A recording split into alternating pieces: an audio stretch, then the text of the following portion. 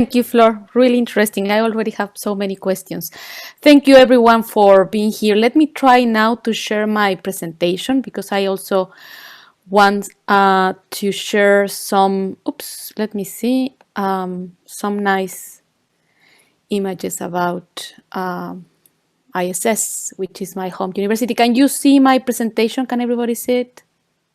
Okay, so, yeah, I'm Rosalba Icaza, and let me start by saying that I'm a decolonial, feminist decolonial scholar activist, which means that I'm not only interested in thinking and doing research about, but I'm actually very much concerned about the practices of autonomy that we can actually co-create through the institutions that we inhabit, like, for example, universities. I'm also very much concerned on how certain stories, certain genealogies, and ways of knowing are actively produced by dominant forms of knowledge as backward, as inexistent, and not only forms of knowledge, but also the peoples, the bodies that embodied those forms of knowledge, their ecologies. And with these ideas, with this, let's say, interest, I have been working in ISS now for a long time, where I'm an associate professor on global politics, gender and diversity. And perhaps some of you know about it, perhaps you don't know about it, but this is part of Erasmus University. And it's the only faculty, international faculty of graduate studies at Erasmus University, which is oriented to critical social sciences, and that is located in the city of The Hague. And something that is very particular of ISS is that it brings students and scholars from the global south, like me. I'm originally from Mexico, in this European environment that is the city of The Hague. Now, ISS has recently launched an initiative that is called Local Engagement Facility, that is encouraging local, collaborative, locally based, let's put it in those terms, but globally engaged, collaborative research that is particularly interested in addressing some of the global social justice challenges that actually Flor was making reference to. And today what I'm going to share with you are some highlights of one of the 4 research projects supported by this initiative. And this is the project in which I'm involved currently, research project. So let me move into the following slide. The title of our research is We Won't Think What We Won't Do. So keep that in your mind, because I'm going to explain a little bit of why we're calling our research like that.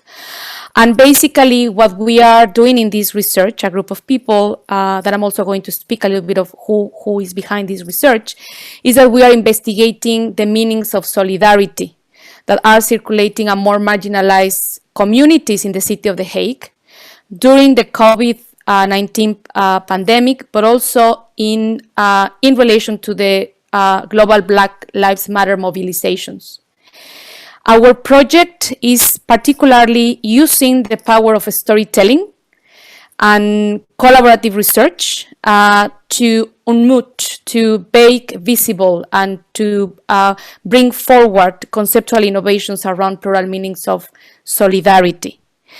So our goal in this project is to encourage what we call global epistemic justice, which is a dimension that for us is very important if we aim to understand, let's say, social justice. And for us, global epistemic justice means, for example, promoting plurality in perspectives and encouraging encounters across our differences. In research, and I'm going to explain that in a second, this means challenging, for example, Eurocentric approaches to knowledge production, which basically are ethnocentric and anthropocentric in kind. Now, why this is important for us, why we have this position in relation to how we want to explore and do research about stories of solidarity. Basically, As probably you are aware, there are stories every single day. At least I have been listening to stories of solidarity by members of communities across the city of The Hague. I'm sure that in the city of Rotterdam is the same. And many of these stories are being shared in social media and displaying resilience, adaptation to, or the negotiation of the new conditions that COVID has brought to all of us. However, stories of marginalized populations are not shown as frequently as they should, or are put in a negative light. This is the case in The Hague, where minority-sized communities are actually presented as constantly ignoring the rules. So what we realized as a team is that we had another perspective, and we wanted to actually make visible this perspective. And this perspective are stories of businesses, for example, in marginalized neighborhoods of the city of The Hague, providing free meals, or community volunteers helping local vendors to actually transform their businesses into an online experience for people to continue consuming locally. We also have been aware of concerned family members who are volunteering here despite all the problems their home countries are facing. So all these stories do exist, but they are not present. They are marginalized. So we think that we are in a very interesting moment, and that we are very well positioned to listen and to learn from this plurality of practices of solidarity that are responding to the impacts of COVID-19 pandemic in the city of The Hague. We are asking if these stories could become part of an expanded narrative, an expanded landscape that goes beyond dominant norms and stereotypes. Now, something that we are doing together is that since mid-June, we have been documenting stories of mutual support taking place as experience, and very importantly, as articulated by those at the margins of society. So our study is asking, for example, how is solidarity experienced under COVID-19 restrictions by marginalized populations and community in the city of The Hague? And how can these experiences contribute to a pluralization of narratives around COVID-19 in the city? Now, while we are asking these research questions, we are also aware of the specific and differentiated impacts of COVID-19.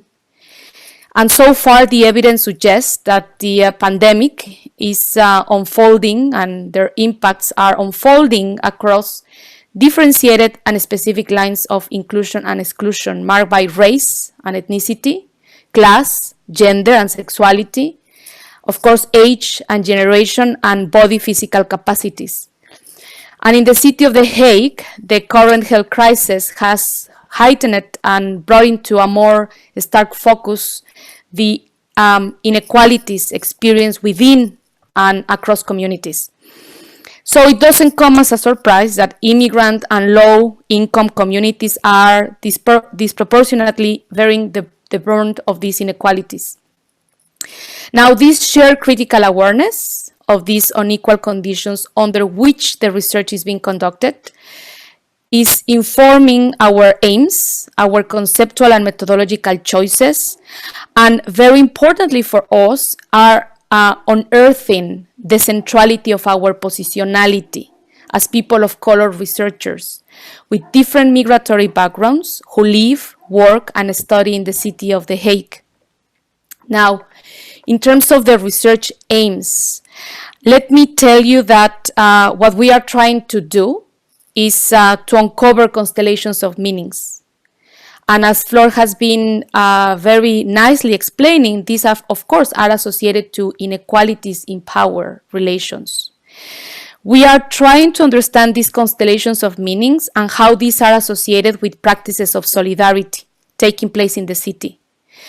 We want more specifically to highlight how these associations between meanings and practice of solidarity are unfolding as we are speaking. And some of the preliminary findings that we are actually discussing right now is that we found that the terms circulating around understandings of solidarity are the notions of mutual care and caring. And in this mutual care and caring, you have stories of healing, you have stories of caring for your fellow humans, but also for Earth.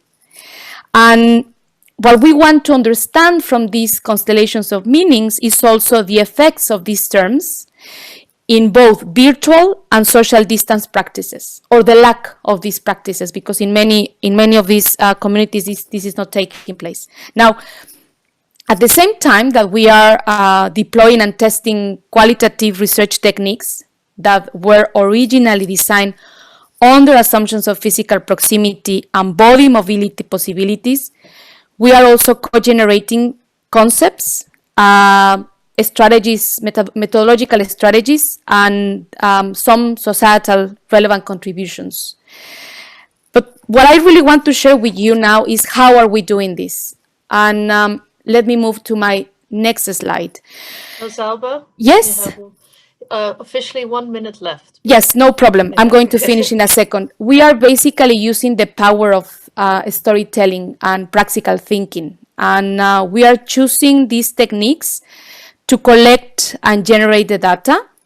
But also we want to, through this approach, we want to challenge the false dichotomies between theory and praxis. And we're very deeply inspired by feminist decolonial scholar and popular educator, some of you might know her, Maria Lugones' practical challenge to political philosophy that is actually expressed, I don't think what we don't do.